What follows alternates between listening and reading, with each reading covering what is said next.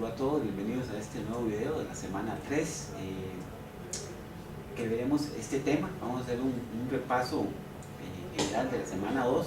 Estuvimos viendo el estado de resultados integral y los nuevos temas para esta semana es el estado de situación y el estado de cambios en el patrimonio.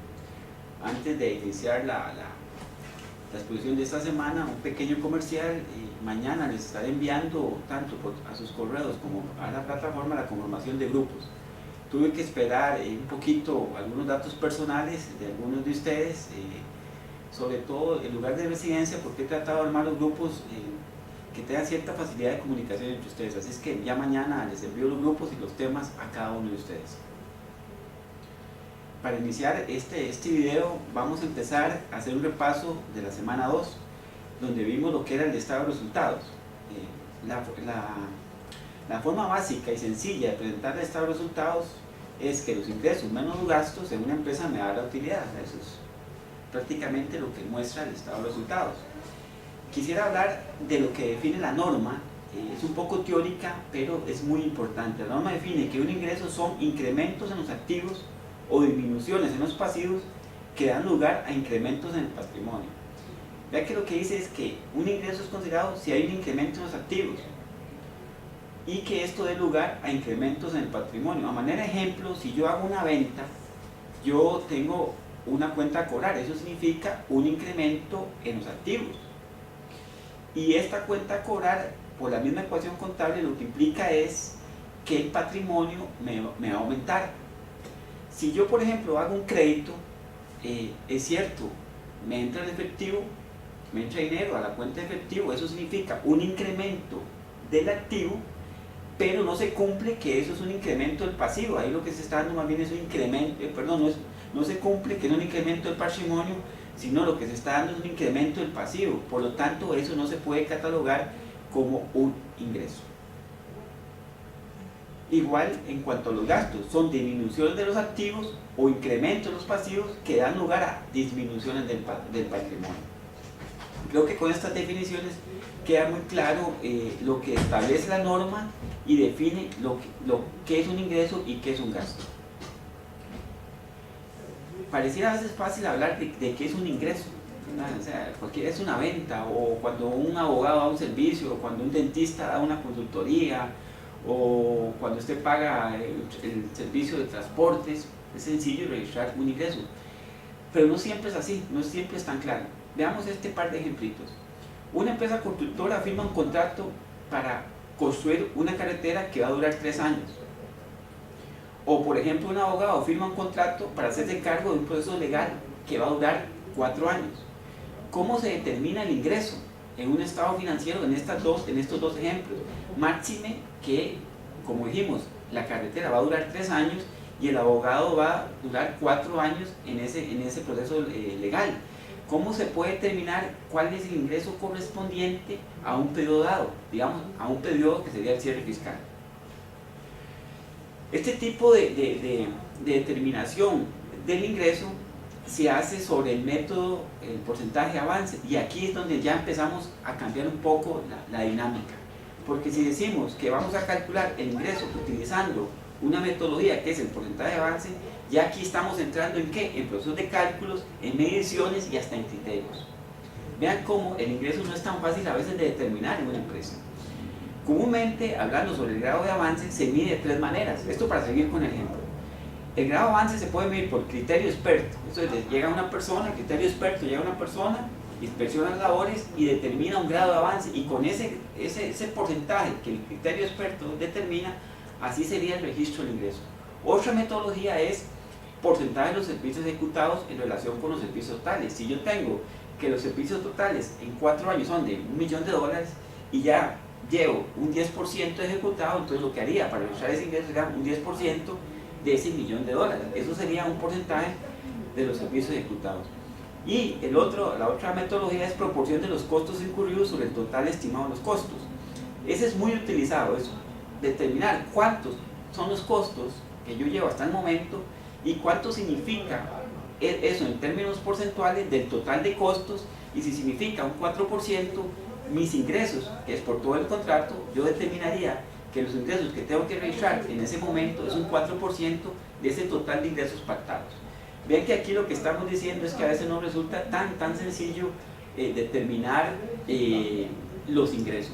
De hecho, uno de los trabajos de investigación va a ser sobre una norma nueva que salió este año, que es la norma de ingresos en contratos. Así es que cuando el grupo haga ese trabajo de exposición, ahí veremos un poco más sobre esta temática. Otro ejemplo son los ingresos por intereses en las inversiones o en los préstamos. Cuando uno saca un préstamo ante ustedes registran un ingreso por interés, o cuando uno invierte dinero, compra un título y hay que registrar los intereses ganados sobre ese título. En este caso, lo que las normas establecen ya es el uso de lo que se llama, bueno, ustedes lo conocen muy bien, la tasa de interés efectiva. Esto cambia totalmente lo que se ha hecho anteriormente, la tasa de interés efectiva. Por ejemplo, antes, cuando registrábamos una inversión, me acuerdo bien, registrábamos primas y descuentos. Y al final de cuentas, si yo soy inversionista, esa prima y ese descuento yo la amortizaba en forma lineal y de una u otra manera afectaba, por ejemplo, el ingreso por interés. Ahora esto ya no funciona así. Ya para el registro correcto de ese ingreso por interés hay que aplicar la metodología de la tasa de interés efectiva. ¿Qué es lo que permite esto? Permite que el ingreso por interés sea registrado de una manera más exacta y más correcta. Tengo un pequeño ejemplo ahora que estamos en la época del Mundial de la FIFA. Voy a leer esto bueno, hoy lo tomé de la FIFA, de la página oficial de la FIFA. La NIT 15, que es la NIT que estoy diciendo que está iniciando en este año, la NIT 15 dice, la FIFA, ingresos procedentes de contratos con clientes. Con la nueva administración, la FIFA se adhiere rigurosamente a la norma internacional de información financiera en la preparación de cuentas anuales.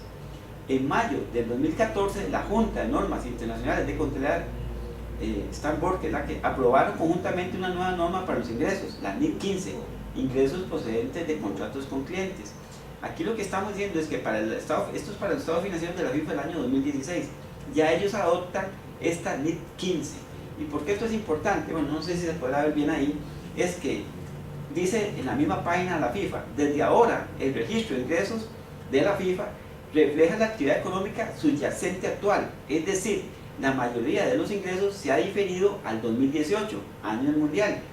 Al 31 de diciembre del 2016, la FIFA había contratado 4.300 millones de dólares, 76% de los ingresos presupuestados, y había facturado 1.700 millones, 30% de los ingresos presupuestados. ¿Qué quiero decir con esto? En el caso de la FIFA es muy especial, porque aunque tenga que hacer informes anuales, el periodo de operación de la FIFA no es de un año. El periodo de trabajo es de 4 años. Entonces, en este caso uno dice, bueno, si la FIFA trabaja con un periodo contable de 4 años, de mundial a mundial, ¿cómo hace para registrar esos ingresos que tiene la FIFA? Bueno, lo que está diciendo la FIFA es que están aplicando lo que establece la NIT 15. En la semana pasada también tocamos el tema de la nueva presentación que se le está dando al estado de resultados. Esto a partir del año 2013, que no solamente cambió el nombre de estado de resultados integral, sino que también hay un cambio en las partidas. Lo que hizo este cambio es que las partidas de patrimonio que en algún momento pueden ser potenciales ingresos o gastos se incluyan dentro del estado de resultados. Ejemplo, lo habíamos visto, el superávit por evaluación y la evaluación de inversiones. ¿Por qué el superávit por evaluación puede ser un ingreso potencial? Bueno, porque cuando usted evalúa una propiedad, esa diferencia no se registra como un ingreso, sino que se registra como parte del patrimonio. Pero se supone que tarde o temprano, en algún momento, usted venderá ese activo que está revaluado y ahí sí se ejecuta el ingreso real. En este caso, lo que está diciendo es que esa revaluación de activos que forma parte del patrimonio se incluya como un estado de resultados. Es claro que sobre esa utilidad final del estado de resultados integral no va a haber una repartición de dividendos sobre este superávit que no está ejecutado. Siempre va a haber una utilidad neta y hay otro apartado, como lo vimos en la semana pasada, donde viene el resultado integral. Pero lo que se está informando en el estado de resultados es una información más global, más exacta de lo que está en realidad no solo ganando la empresa, sino potencialmente podría ganar.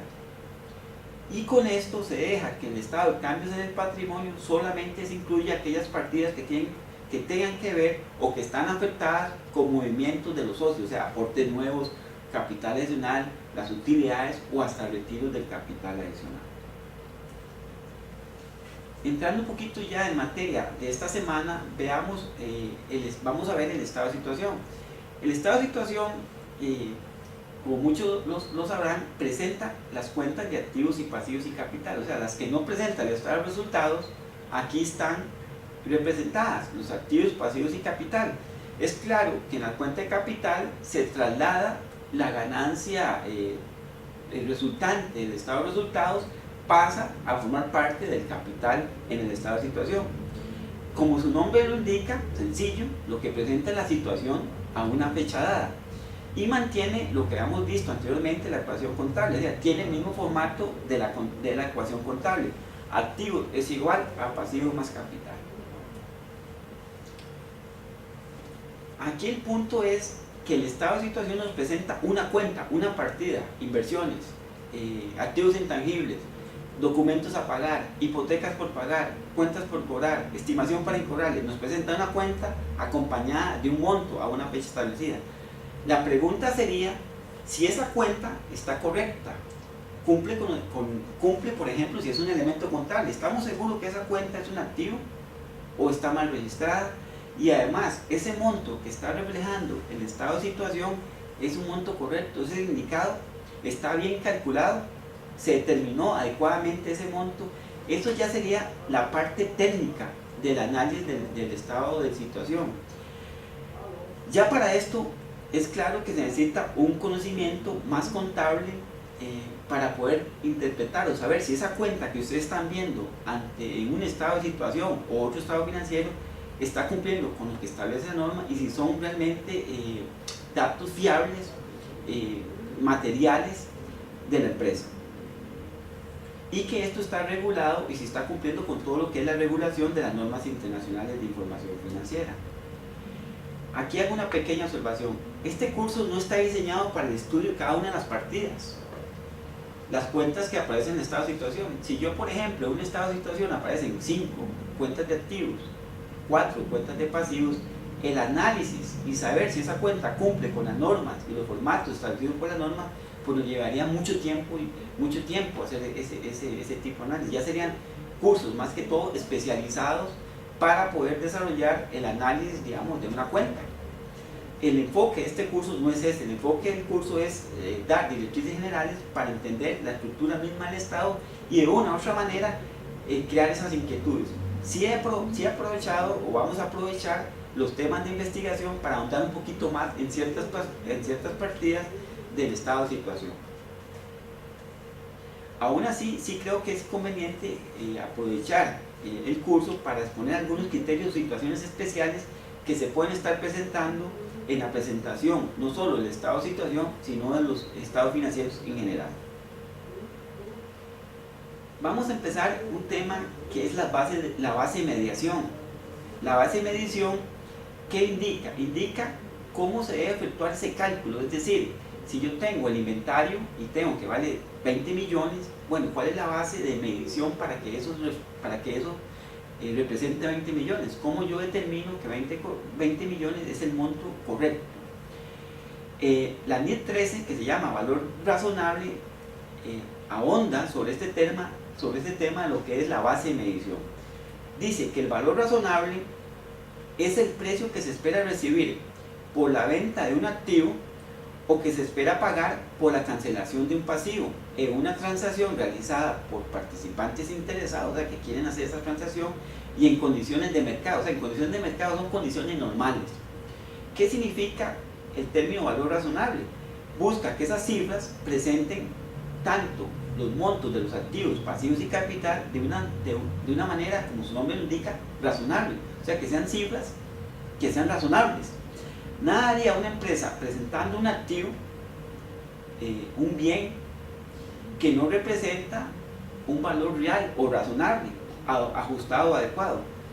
Caso muy común, por ejemplo, que podamos tener una empresa que tenga un terreno y que esté con un monto que tal vez sea el monto en que lo adquirió, no sé, 50 millones, pero resulta que ese terreno ya está rodeado de, no sé, vamos a poner, de ríos contaminados.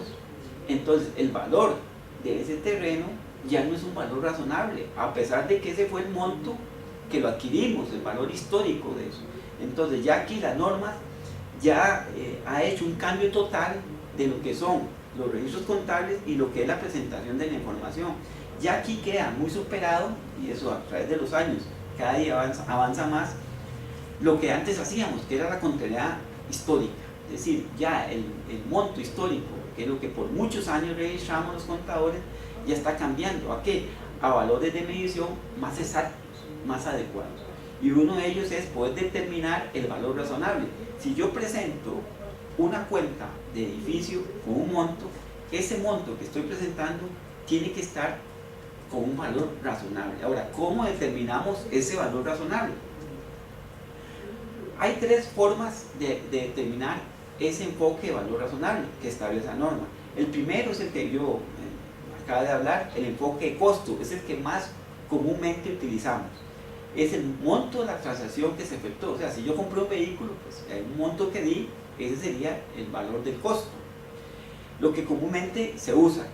Lo que pasa es que ese valor de costos es casi que para iniciar. Posteriormente habrá otros procesos donde ese valor de costos yo puedo variarlo. Ya no es como antes, que yo, si compraba un vehículo hoy, en el 2018, tranquilamente podía seguir con ese vehículo hasta el 2015, hasta el 2025 sin cambiar el valor. Ahora no, ese valor de costo es el valor inicial, que muy seguramente va a hacerse algún tipo de ajuste. ¿Para qué? Para tratar de hacer un valor razonable. Otra forma de determinar el valor razonable es enfocado al mercado, lo que se llama valor razonable. El enfoque de mercado es el precio que se espera recibir por la venta de un activo o que se espera pagar por un pasivo en una transacción realizada por participantes interesados y en condiciones de mercado. Y en este caso sería mercados activos. Es decir, si yo, por ejemplo, no sé, tengo un vehículo, que es un ejemplo sencillo, y quiero saber el valor. Hay un mercado activo. Podría decir que no hay una bolsa de valores de vehículos, que es un mercado activo, pero puedo decir que hay un mercado, por ejemplo, de publicaciones en la web que me puede indicar el valor razonable de ese vehículo. O sea, yo ya puedo saber el valor de mercado de ese vehículo y puedo saber si mi registro contable o lo que yo estoy presentando en los estados financieros está de acuerdo a ese valor razonable. Eso es sumamente importante, porque al final de cuentas ustedes lo que están recibiendo es papel, estados financieros en papel, y el criterio que ustedes tienen que tener es si eso que está en el papel es razonable, si esas partidas obedecen a criterios justos y adecuados. El otro enfoque es el enfoque de ingreso, el valor de uso. Eso se da mucho, por ejemplo, en activos que no tienen mercados activos, una máquina especial, un equipo, no sé, de fabricación, que en realidad a veces ni el valor de mercado está a la mano. O sea, no es un activo que se está cambiando en cada momento para yo poder determinar un valor de mercado. ¿Qué se hace en ese caso? Lo que se hace para determinar el valor de uso es traer a valor presente ese activo, es decir, yo determino qué me va a generar de ingresos a futuro, ese activo lo traigo a valor presente usando una tasa de descuento, y yo con esa tasa de descuento puedo decir este activo vale tanto. Entonces el valor de ese activo está determinado por el valor de su uso a futuro. Quiere decir que si yo tengo una partida contable, yo podría ver si los datos que estoy presentando, los saldos que están presentando, estoy cumpliendo alguno de estos enfoques y determinar cuál es el enfoque más adecuado para esa partida que yo tengo. Ya esto significa un cambio del modelo de contabilidad realizada históricamente. Quisiera también hablar en cuanto a la presentación de los estados financieros, algunas situaciones que se presentan comúnmente en las empresas, que son que alguna empresa determina algún cambio en la política contable, que se dé un cambio en la estimación contable, en las estimaciones contables, o que presente errores en los estados financieros. Entonces, ¿qué se hace cuando se presenta un cambio en la política, un cambio en la estimación o algún tipo de error contable? qué procede en cuanto a los estados financieros que ustedes están recibiendo o que la empresa está emitiendo. En el caso de un cambio en política, si se da un cambio en la política contable, esto significa que tiene un efecto retrospectivo sobre los estados financieros, es decir, hacia atrás. A manera de ejemplo, si una empresa cambia la política de registros de inventarios, ¿sí? Por ejemplo, tenía la política de registrar inventarios bajo el modelo promedio y cambia la política a web, o sea, último en entrar, primero en salir, ese cambio de política, ¿qué hay que hacer? Hay que hacer un ajuste al saldo inicial en la cuenta patrimonial. O sea, yo lo que tengo que hacer es, si yo cambio el valor del inventario, porque ya no uso promedio, uso otro método, y eso significa que el inventario, por ejemplo, me va a aumentar su valor o me va a disminuir, ese ajuste contable de inventario lo tengo que registrar contra el saldo de utilidades acumuladas. O sea, lo que estoy ajustando es la cuenta de utilidades acumuladas para atrás, ¿verdad? El saldo del inventario que venía para atrás.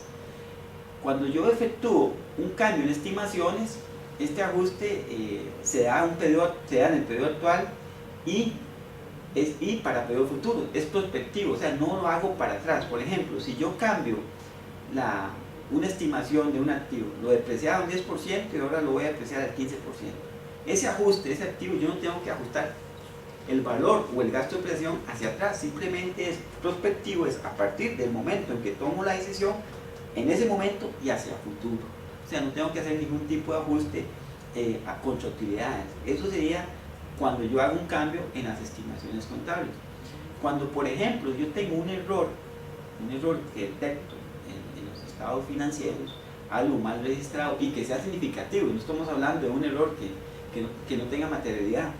Ese tipo de error, sí, yo tengo que hacer una reexpresión retroactiva, al igual que en las políticas contables. Es decir, tengo que corregir en el año en que yo me doy cuenta del error, corrijo la cuenta de utilidades acumuladas. Al corregir la cuenta de utilidades acumuladas, lo que estoy haciendo es un ajuste hacia atrás. Otro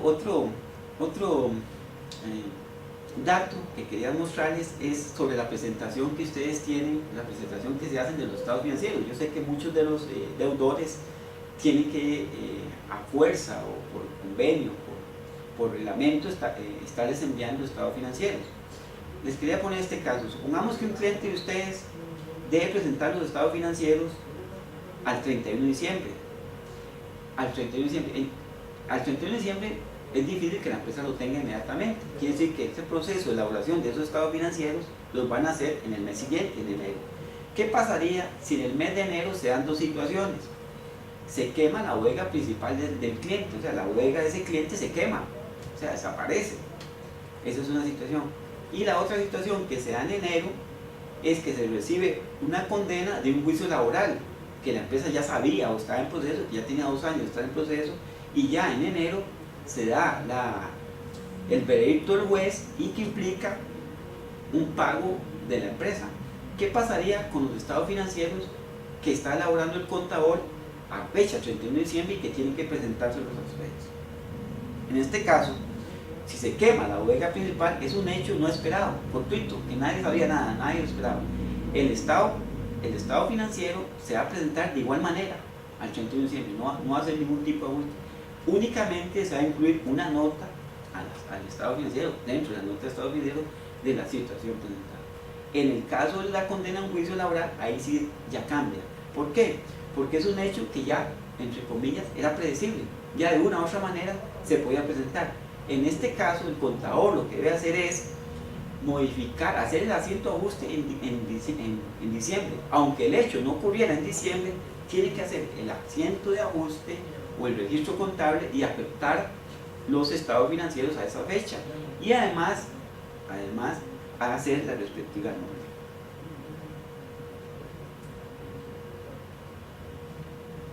Aquí les voy a presentar un estado de situación de la Universidad de Costa Rica. Por ser público lo presento. Sé que muchos de ustedes conocen, han visto los estados de situaciones por sus trabajos.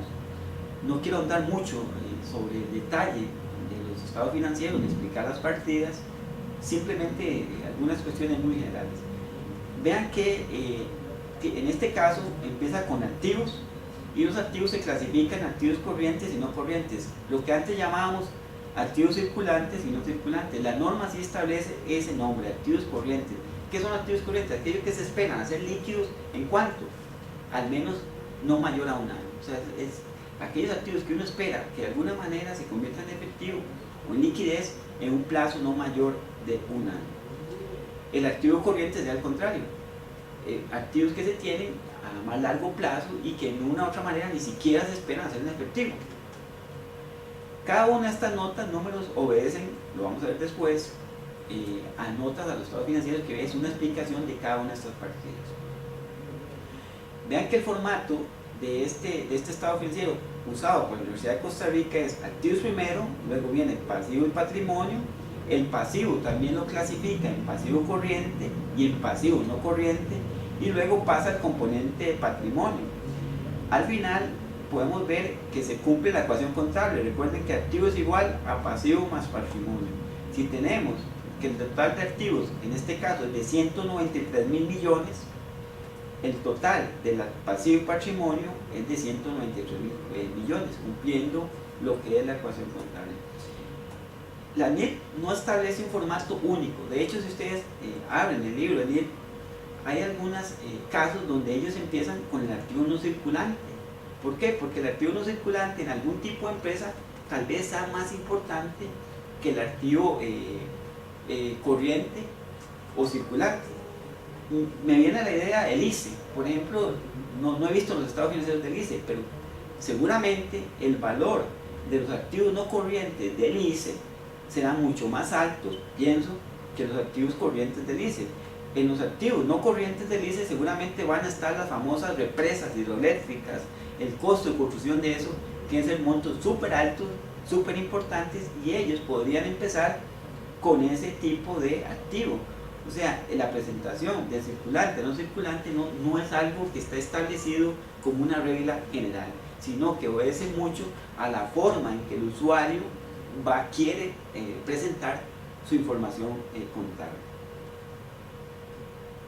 Vemos ahí partidas que ustedes conocen, efectivos, inversiones, préstamos, mercadería en tránsito, los inventarios, todo eso forma parte de los activos circulantes.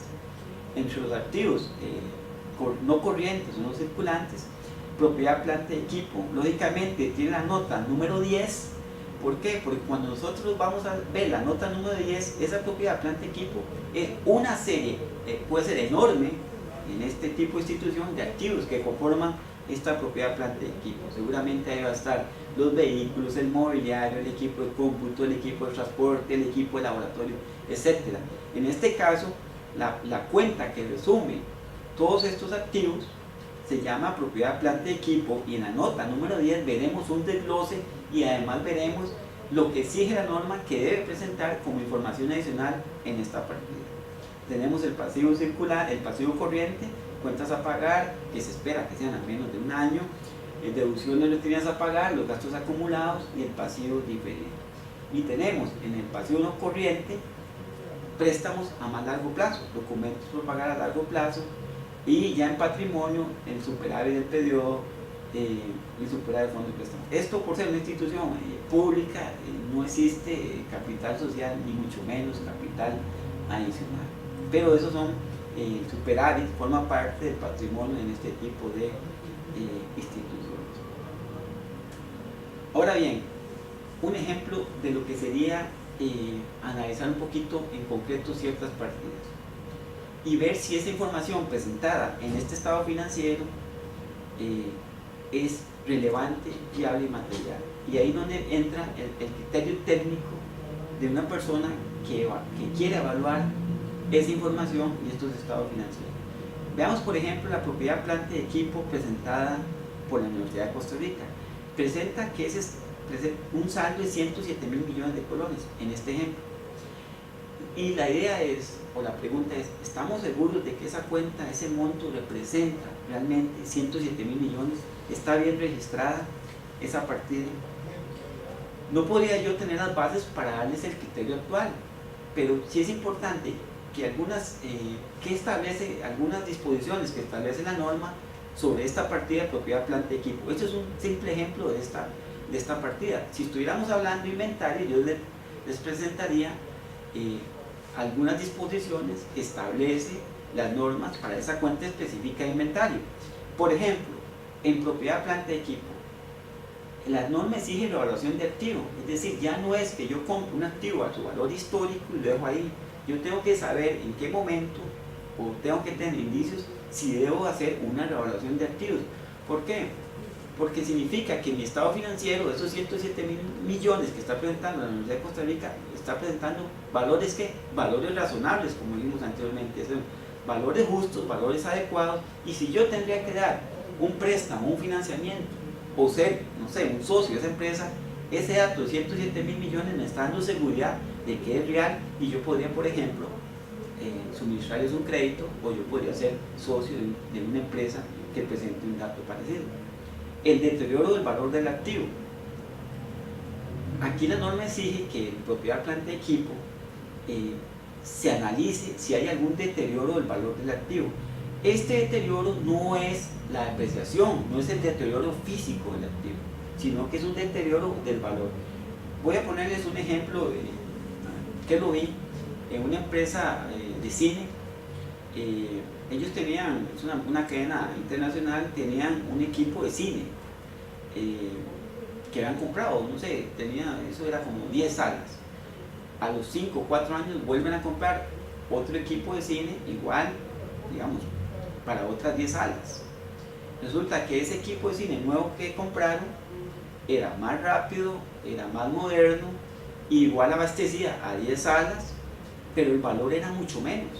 O sea, ya la tecnología y el valor de ese equipo había hecho que el costo se abaratara. Es igual que unas computadoras, o sea, lo que vale una portátil no es lo que valía hace 10 años. Entonces, en este caso, esta empresa al comprar ese nuevo equipo de cine se enfrenta a un problema. Tengo un activo viejo, ¿verdad?, ya que se está depreciando, que el valor es más alto que el nuevo activo moderno que acaba de comprar y que hacen la misma función y hasta mejor. ¿Qué significa eso? Que ese valor, ese activo que yo tengo, el anterior de proyección, sufrió un deterioro del valor, y si yo mantengo ese valor histórico, estoy presentando un dato erróneo en nuestro estado financiero. ¿Qué cabe ahí? Hacer un ajuste del deterioro del valor. ¿Cómo yo determino el deterioro del valor? Bueno, hay varios métodos. Uno es el que yo acabo de hablar. Agarro ese equipo de cine y proyecto cuánto me va a rendir, generar ingresos, lo traigo a un valor presente y lo comparo con mi valor registrado en la contabilidad. Si eso me da menor al registrado en contabilidad, yo tengo que hacer un ajuste por deterioro del valor. Otro aspecto que afecta las cuentas de propiedad, planta y equipo, que es con el ejemplo que estamos trabajando, es cómo se determinó el costo de un activo en propiedad, planta y equipo. Si el transporte fue incluido, si la remodelación fue incluida, etcétera, etcétera. Por ejemplo, el caso de los intereses. Si yo construyo, si ustedes prestan a una pyme para que construya unas nuevas oficinas, una bodega, etcétera, y ese contrato o ese plazo de construcción va a durar 6 meses, la pregunta es, los intereses que ustedes, los intereses o el préstamo que ustedes generaron, ¿es capitalizable, sí o no? ¿Se deben incluir dentro del costo de ese activo?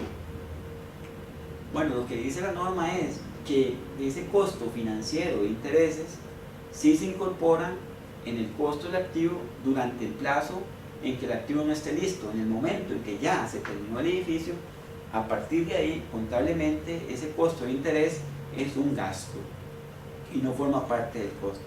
Todo ese tipo de cosas son importantes. ¿Por qué? Porque si ustedes le prestan a alguien así y ven que, por ejemplo, el costo de interés lo está registrando como un gasto, ustedes lo pueden ver en el estado de resultados, y no lo están capitalizando, ya ahí ustedes podrían darle el consejo de que eso no es correcto y que de una u otra manera lo está perjudicando, porque al meterlo como un gasto, siguiendo con este ejemplo, lo que va a resultar es que la utilidad presentada va a ser más baja, y eso no es conveniente, me imagino que para fines crediticios.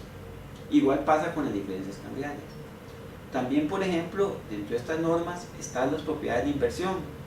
que son activos adquiridos para fines de arrendamiento o plusvalía. Si yo adquiero un edificio para ser alquilado o para venderlo posteriormente, no puede estar dentro de la partida inmueble, maquinaria y equipo, aunque sea un edificio. Si yo tengo un edificio que son mis oficinas y compré otro edificio para alquilar, no lo puedo incorporar en la misma cuenta inmueble, maquinaria y equipo. Uno es inmueble, maquinaria y equipo y otro es propiedad de inversión, y así tendría que ser una partida diferente en el balance de situación. Igual pasa con los activos no corrientes disponibles para la venta, y ese no existe. Activos no corrientes disponibles para la venta. ¿Qué es eso? La empresa tiene 10 vehículos y decide poner a la venta 3. Esos 3 vehículos se tienen que sacar de la cuenta de vehículos, dentro de inmueble, maquinaria y equipo, incorporarlos dentro de una partida nueva que se llama activos disponibles para la venta y no depreciarlos. ¿Por qué? Porque esos activos ya no están generando ingresos futuros a la empresa.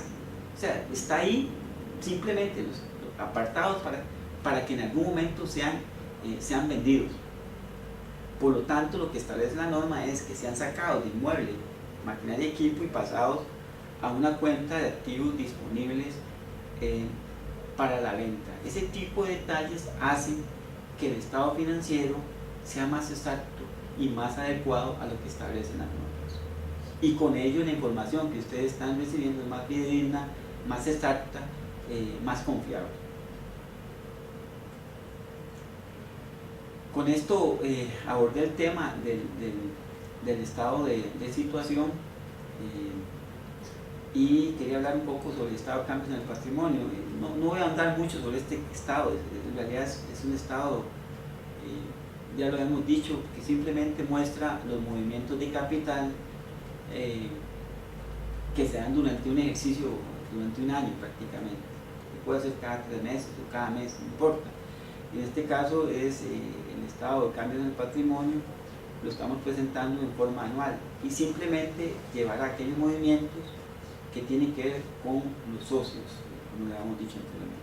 Este es un ejemplo sencillo de un estado de cambios en el patrimonio, donde al 30 de diciembre del 2016 el total del patrimonio de esa empresa es de 4.300.000, compuestos por 3 partidas: capital social, capital adicional y utilidades a distribuir. Lo que le agrego son los movimientos del nuevo periodo fiscal, que sería el año 2017, que le afectó. En el caso de capital social, que tenía 1 millón, hubo una nueva emisión de 400.000 colones, y entonces el saldo del capital social al 30 de diciembre es 1.400.000. Igual está pasando con la partida de capital adicional, que tenía 500.000, hay un nuevo aporte en socios de 100 y termina con un saldo de 600.000. Igual con las utilidades a distribuir. En el año 2017 la empresa tuvo 1.400.000, entonces la cuenta de utilidades a distribuir suma 4.200.000, que sería supuestamente el monto que podría la empresa hacer en distribución de dividendos. Y el capital total pasa de 4.300.000 al 2016 a 6.200.000 en el 2017. Uno aquí, este estado, aunque es sencillo, sí indica ciertas cosas, porque si uno se pone a ver ese estado, uno podría ver que una empresa podría caer en que se está financiando única y exclusivamente gracias a nuevos aportes de socios y no de su actividad operativa. Entonces ese estado tampoco hay que pasarlo por alto, ya que nos puede dar algún tipo de información relevante. Tampoco podemos decir que este estado de cambios en el patrimonio no es aplicable a pymes, porque aquí sí hay que ampliar lo que es una pyme. Pymes es el 98-95% de empresas en el país, casi todas. A veces nosotros tenemos una imagen de pymes y nos referimos a una persona haciendo collares, y no es así. Y tal vez esa visión que tenemos es perjudicial, porque casi que los estamos metiendo en un solo saco, y más bien este curso, por mi parte, lo que quiere es ampliar más ese concepto. O sea, pyme es cualquier empresa mediana, y vean que en el ejemplo pasado, en la práctica pasada, si no mal me acuerdo, una empresa que tenga ventas de 700, 800 millones al año puede estar dentro de la categoría pymes, y ya 800, 900 millones de ventas en un año no es aquella imagen que tenemos de una persona vendiendo tacos, que también son sumamente importantes en eso no cabe duda, pero sí el concepto de que PYME involucra también capacidad técnica, más conocimientos, y que esto más bien, uno de los errores que tenemos, y yo lo viví, es que a veces por ser un negocio pequeño, decimos, ¿para qué va a llevar un estado de resultados? ¿Para qué va a estar en un estado de situación? ¿Para qué se va a preocupar por esto? Es una pyme, y tal vez en una u otra manera lo que estamos haciendo es encasillando el conocimiento y encasillando la posibilidad de crecer de este tipo de empresas. Yo creo que entonces en este tipo de cosas debemos de ampliar conocimientos y tener una visión que abarque más la realidad que tenemos de que el 98% de nuestras empresas son pymes y muchas son sociedades anónimas y que son propensas y están obligadas a llevar este tipo de estado financiero como es el cambio de patrimonio y como el que vamos a ver, si Dios lo permite, la otra semana, que es el estado de cambio, el estado de flujo de efectivo, que es un estado adelanto que en realidad no se le está dando la utilización que se le debe dar. Con esto me despido en esta semana, les agradezco montones que vean el video y ya recuerden que ahí está el chat para algún comentario o consulta y estamos a la orden. Muy amable, gracias.